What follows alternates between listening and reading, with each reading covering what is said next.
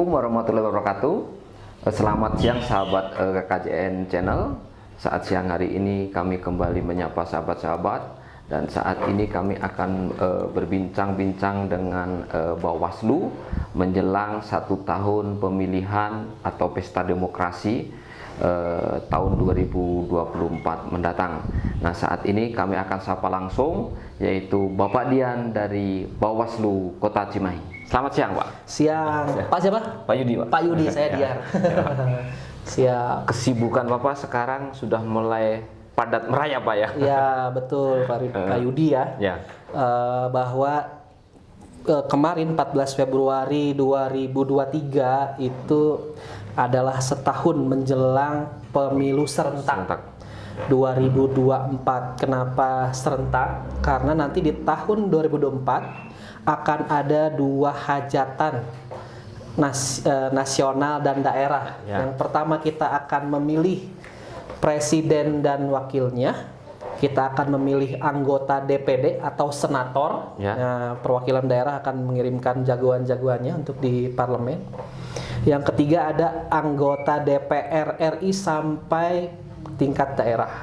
Nah, itu kotak yang ada 5, tanggal 14 Februari 2024, dan di ujung 2024 ada tanggal 27 November 2024 ada pemilihan kepala daerah serentak nasional, gubernur dan wali kota, bupati dan wakilnya juga. Jadi di tahun yang sama kita ada 2 hajatan besar, pemilu nasional dan pemilu daerah. Gitu. Itu yang pertama. Nah, kesibukannya sekarang tahapan pemilu yang sekarang sedang berjalan itu ada 2 yang paralel ya, Pak Yudi ya. Yang pertama itu tahapan pemutahiran daftar pemilih atau yang kita sebut coklit. Nanti ada petugas pantarlih. Nah, Pak Yudi udah dicoklit belum? Baru tadi. Baru tadi. Baru tadi. Apa tuh pertanyaan dari coklit tuh? Pertama, kebetulan tadi pas saya yang yang datang ke rumah, kebetulan tidak di TPS saya tidak di TPS yang bersangkutan, jadi belum ada pertanyaan-pertanyaan yang disampaikan kepada saya. Jadi ada dua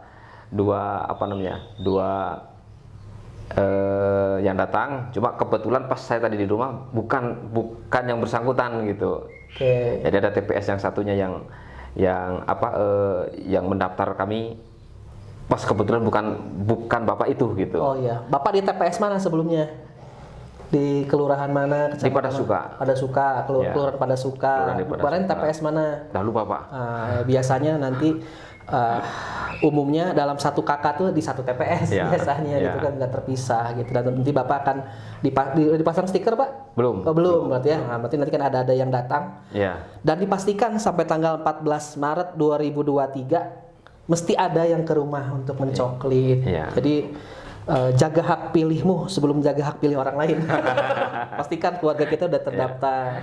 Pak Dian, sebelum kita masuk ke dalam materi bahasan saat siang hari ini, masyarakat juga bertanya sebenarnya, kalau setiap ada pemilihan ada KPU dan ada Bawaslu. Betul. Nah, apa sih sebenarnya tupoksi sendiri Bawaslu itu, Pak? Siap. Jadi sebagai edukasi buat masyarakat ya. Jadi memang lembaga penyelenggara pemilu yang paling awal itu memang KPU. Komisi Pemilihan Umum. Jadi orang mengenalnya KPU sebagai penyelenggara, yang lainnya belum kenal, belum akrab gitu. Namun baru dengar nama, Pak. Baru dengar gitu. Namun pada saat reformasi, reformasi bergulir tahun 98, dibentuklah pengawas pemilu. Nah, namanya Panwaslak dulu disebutnya. Nah, kenapa dibentuk kepengawasan pemilu? Karena zaman 98, 99 masyarakat tanda kutip kurang percaya pada penyelenggara teknis pemilu KPU yang dulu gitu, sehingga perlulah KPU ini karena kewenangannya besar, Pak. KPU itu, Pak. Satu, dia yang menyusun bagaimana pelaksanaan teknis pemilu. Dia yang memastikan daftar pemilih, ya kan? Dia bahkan dia yang bisa menentukan siapa yang jadi kepala daerah, siapa yang jadi presiden, siapa yang jadi DPR RI, DPD. Ya KPU kewenangannya besar. Kalau tidak diawasi, kewenangan besar itu cenderung nanti ada kecenderungan untuk namanya disebutnya condong ke kanan, condong ke kiri, tidak lurus. Makanya ada amanat reformasi, ya Bawaslu dibentuk untuk mengawasi tahapan pemilu Sampai selesai ya. sampai selesai. Objek pengawasannya juga luas, Pak. Bawaslu nggak hanya mengawasi tahapan penyelenggaraan pemilu oleh KPU, juga mengawasi yang lain, misal netralitas ASN, TNI, Polri. Ya. Nah, ini kan kecenderungan beberapa kasus terjadi ketidaknetralan ASN, TNI, Polri di beberapa daerah, di tempat yang lain lah, di negeri Wakanda misalnya ada terjadi ya mobilisasi ASN gitu untuk memilih salah satu calon tertentu, biasanya di pilkada. Ya. Gitu. Ada juga kami mengawasi pemilih dalam hal ini mengurangi konten-konten gitu ya, hoax, fitnah di media sosial gitu kan. Kita juga itu menjadi objek pengawasan kami, sehingga kemarin sudah MOU juga sama teman-teman di Kementerian Kominfo gitu kan, dengan teman-teman di platform sosial media, Facebook dan lain-lain, untuk kita mencegah disebarnya berita-berita palsu gitu, hoax yang akan menimbulkan masalah di darat, Pak. Yeah. Ributnya di sosial media diselesaikannya di darat gitu, orang-orang pada ribut di bawah gitu. Itu salah satunya. Nah, dan pengawas pemilu itu tidak hanya salah satu dari penyelenggara pemilu, ada satu lagi DKPP, Pak. Ya. Nah, masyarakat juga belum banyak tahu. KPU itu penyelenggara teknis Ya. dari A sampai Z, dari mulai pendaftaran sampai nanti pelantikan. Menentukan peserta. Iya, yang kemarin kan sudah diputuskan 18 peserta pemilu partai politik. Ya. Gitu, Pak. Ada 18 peserta pemilu dan kita masih pendaftaran 2 lagi peserta pemilu, yaitu anggota DPD. Ya. Nah, sekarang lagi berjalan proses verifikasi faktual. Satu lagi nanti ada pendaftaran capres dan cawapres yang diusung oleh partai politik peserta pemilu atau gabungan nanti, gitu Pak. Sebenarnya kalau Bawaslu sendiri perannya juga sangat vital untuk menjaga netralitas dalam pesta nanti, Pak ya. Ya, karena kita ingin pemilu ini kan tujuan asas ya. Asas pemilu kan luber jurdil. Ya. Itu ada di pasal 2 Undang-Undang 7 tahun 2017. Asas pemilu adalah langsung, umum, bebas, rahasia, jujur dan adil. Nah, jujur dan adil ini baru-baru muncul, Pak. Dulu kan sebelum 98-an masih luber aja, tapi belum tentu jurdil. Nah, sekarang ada amanat undang-undang, juga undang-undang dasar yang mengamanatkan harus jujur dan adil juga. Nah, kita ingin kompetisi yang fair, Pak, yang semua sama, start yang sama gitu. Nah, memang akan menjadi tidak fair apabila salah satu peserta pemilu atau salah satu calon gitu kan, capres, cawapres, ataupun salah satu calon pemimpin daerah didukung oleh mesin besar yang namanya ASN gitu kan. Karena ASN kan pelayan publik, milik semuanya gitu kan. Kebayang kalau ASN ini nggak netral, bagaimana nanti layanan publik dibeda-bedakan berdasarkan dukungan, itu yang dikhawatir. Kalau Bawaslu kalau sekarang mah riak-riaknya belum ketara, Pak ya. Betul. Dalam pelanggaran pemilu. Betul. Tapi sampai sejauh ini di Kota Cimahi sudah ada sampai saat ini, sampai hari ini di tahapan verifikasi faktual DPD dan tahapan pemutakhiran, penyusunan dan pemutakhiran daftar pemilih belum ada laporan dari masyarakat.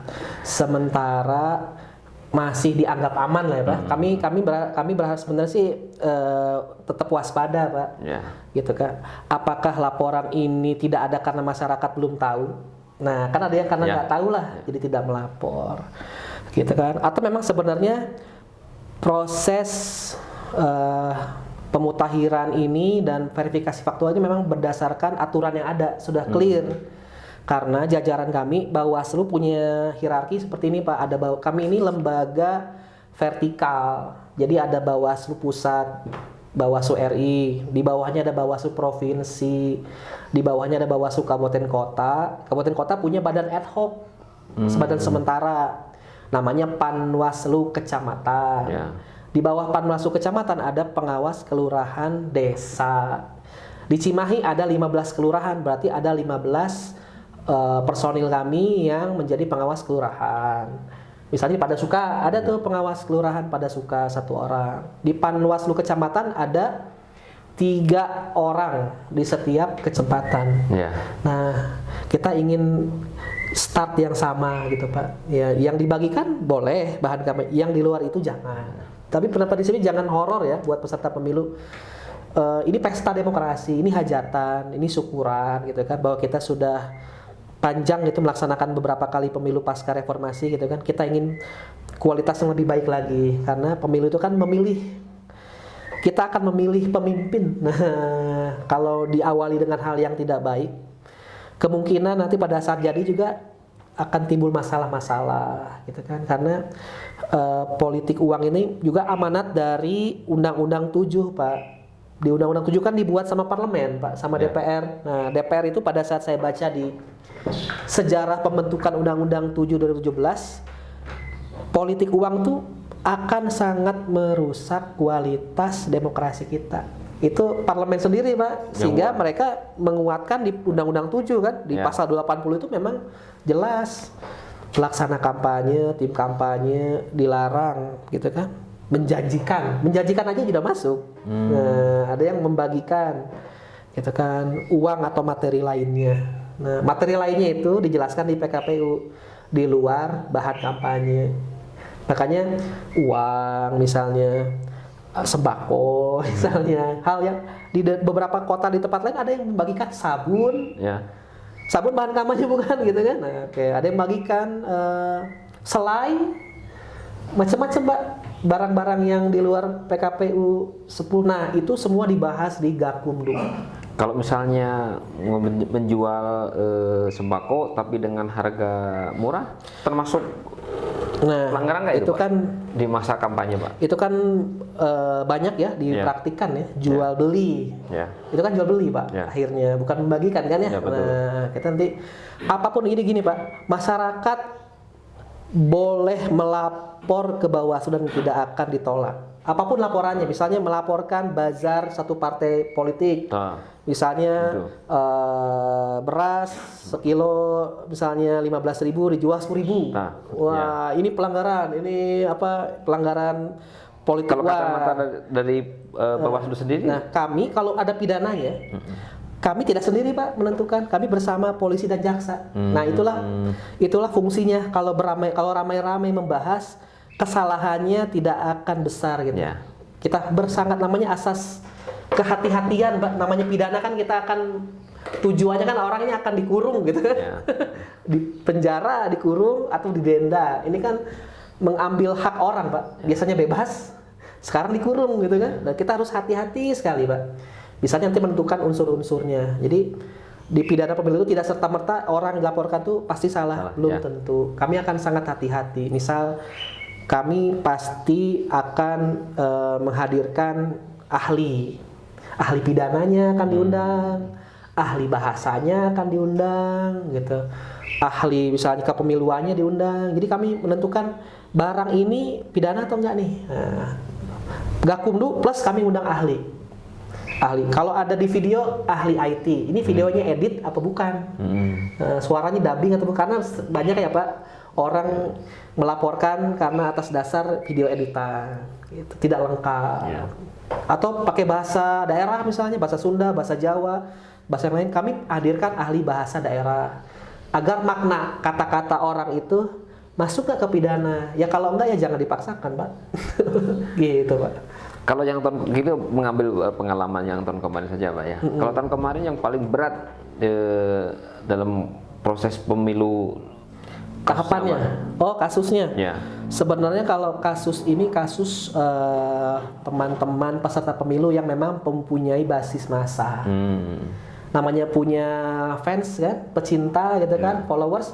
Salah nggak salah ya tetap benar gitu kan. Nah, kami berusaha mengedukasi sebenarnya. Jadi Bawaslu itu Pak kewenangannya nggak kayak penyidik, polisi, kejaksaan. Kami nggak punya kewenangan memanggil paksa tengah malam datang gitu kan, panggil nggak. Kami mengundang Pak. Undangan yang patut disebutnya di Perbawaslu itu. Jadi kami mengundang si terlapor, si pelapor, saksi, ahlinya juga diundang gitu Pak. Undangan namanya undangan kan baik-baik ya Pak. Undangan nikahan, undangan sunatan, datang gitu kan. Datang kami akan wawancara. Namanya klarifikasi. Kalau bahasa umumnya tabayun. Pak, betul nggak Bapak ada di hari ini, hari apa misalnya? Tanggal sekian, hari sekian, jam sekian ada di lokasi ini. Bapak menyampaikan ini betul nggak Pak, gitu kan, dan lain-lain. Ini ada video yang kami tampilkan. Kira-kira ini video Bapak atau bukan? Ini betul maknanya Bapak ingin ini dan lain-lain. Tabayun, mengklarifikasi, mencari kebenaran gitu Pak. Tanpa tendensi menargetkan tidak, gitu. Karena masyarakat kan melapor, ingin keadilan. Gitu. Di ujungnya akan keluar status pelanggaran atau bukan pelanggaran gitu. Kalau selama ini Pak, kendala-kendala dari Bawaslu Kota Cimahi sendiri di dalam menjalankan tugasnya di lapangan, kira-kira apa Pak? Kendala-kendala kami sebenarnya memang ini Bawaslu kan lembaga yang baru ya Pak. Belum terhitung lama lah dibandingkan KPU yang sudah permanen lama gitu ya. Masyarakat akan sangat mengingat penyelenggara pemilu ya KPU. Bawaslu mungkin orang masih berpikir Bawaslu itu apa. Nah, pertama kami memang perlu sosialisasi lebih banyak Pak. Jadi kendala kami adalah bagaimana caranya regulasi kepemiluan ini mulai dari larangan, mulai dari ajakan misalnya mengajak masyarakat agar ikut mengawasi tahapan ini gitu ya. Kami perlu kanal gitu Pak. Perlu frekuensi yang lebih tinggi lagi untuk mengedukasi sosialisasi sehingga pelanggaran pemilu itu bisa dicegah gitu. Jadi Bawaslu itu bukan ingin membawa masyarakat atau peserta pemilu sebanyak-banyaknya diadukan atau dilaporkan atau dihukum pidana, hukum administrasi atau sebanyak-banyaknya penyelenggara di kode etik, tidak. Kami ingin mencegah gitu sebelum terjadinya pelanggaran gitu kan. Kalau sudah dicegah kan udah dikasih tahu ya Pak. Ini boleh, ini jangan, gitu kan. Ini bisa dilakukan, ini nggak bisa dilakukan, gitu. Nah, kalau edukasi sudah, setidaknya masyarakat jadi tahu. Kan kalau sudah tahu, biasanya nanti akan ada kesadaran, Pak. Dari pengetahuan akan timbul kesadaran untuk pertama menolak ajakan yang misalnya bahan kampanye tidak sesuai, misalnya, oh enggak, ini tidak diperkenankan. Mungkin masyarakat yang akan cerdas akan meminta yang dibagikan mah kaos atau jam dinding misalnya, atau misalnya mug dan lain-lain, stiker, kartu nama gitu. Jangan yang ini mah bukan bahan kampanye, ini mah bahan sembako. Ini kan nggak ada nilai edukasinya. Oke Pak, mungkin terakhir pertanyaan terakhir. Mungkin kesempatan yang baik ini Bapak bisa menyampaikan kepada masyarakat, juga khususnya peserta pemilu, untuk senantiasa menjaga kondusivitas perjalanan atau tahapan pemilu sampai selesai, Pak. Baik, Assalamualaikum warahmatullahi wabarakatuh. Buat warga Kota Cimahi, penonton KKJN channel ya, betul ya. Bawaslu hadir di Kota Cimahi untuk melayani warga Kota Cimahi dalam hal pengawasan pemilu. Dalam pengawasan pemilu itu ada dua dimensi, ada pencegahan, ada penindakan. Nah, dalam pencegahan ini saya hadir di kanalnya KKJN untuk sosialisasi bagaimana pemilu itu diselenggarakan, kapan, gitu, dan lain-lain, agar masyarakat mulai melek tentang kepemiluan gitu ya. Banyak-banyak baca berita tentang pemilu, ikuti sosial media penyelenggara pemilu baik KPU maupun Bawaslu, dan pastikan masyarakat Kota Cimahi hak pilihnya sudah dipenuhi ya, dijaga hak pilihnya, dipastikan teman-teman warga Kota Cimahi terdaftar sebagai pemilih di TPS mana gitu kan, dan lain-lain. Dan kita bersama-sama kita awasi penyelenggara pemilu dengan baik. Yang pertama, kita awasi penyelenggara pemilunya, baik KPU, Bawaslu-nya sudah melaksanakan tugas dengan benar atau tidak. Yang kedua, kita sama-sama cegah pelanggaran netralitas ASN, TNI, Polri gitu ya, agar bekerja profesional gitu ya, dalam melaksanakan tugas layanan publiknya. Yang ketiga, kita cegah politik uang gitu ya, politik transaksional, bagaimana suara Bapak Ibu dibeli gitu kan oleh oknum ya, oknum peserta pemilu. Jangan sampai kedaulatan Ibu Bapak untuk tanggal 14 dan tanggal 14 Februari dan 27 November itu dibeli oleh peserta pemilu. Jangan sampai. Pilihlah berdasarkan rasionalitas gitu ya, bukan berdasarkan emosional gitu. Apalagi sudah dibeli gitu kan. Yang terakhir adalah kita cegah penyebaran berita bohong, hoax di sosial media ataupun di media-media yang mainstream. Pastikan cek recheck berita itu yang beredar terkait penyelenggaraan pemilu. Pastikan itu berita yang benar atau terverifikasi sehingga tidak menimbulkan dampak di dunia nyata. Itu saja pesan kami dari Bawaslu Kota Cimahi. Semoga penyelenggaraan pemilu di Kota Cimahi, baik pemilu nasional maupun pemilu kepala daerahnya, bisa berjalan sukses. Untuk peserta pemilu, peserta pemilunya kontestasinya fair gitu ya, kontestasinya fair gitu. Terus kalaupun ada konflik, kita selesaikan di jalur yang sah melalui kanal Bawaslu gitu, pengaduan dan laporan gitu. Terus untuk peserta kampanye, jadi peserta kampanye yang cerdas, tidak mudah diadu domba, polarisasi sara gitu, dan lain-lain. Yang ketiga, kita berharap ya ASN, TNI, Polri di Kota Cimahi netral gitu, bekerja profesional gitu. Itu saja dari saya. mungkin ada alamat, kontak yang kalau ada masyarakat yang mau melaporkan.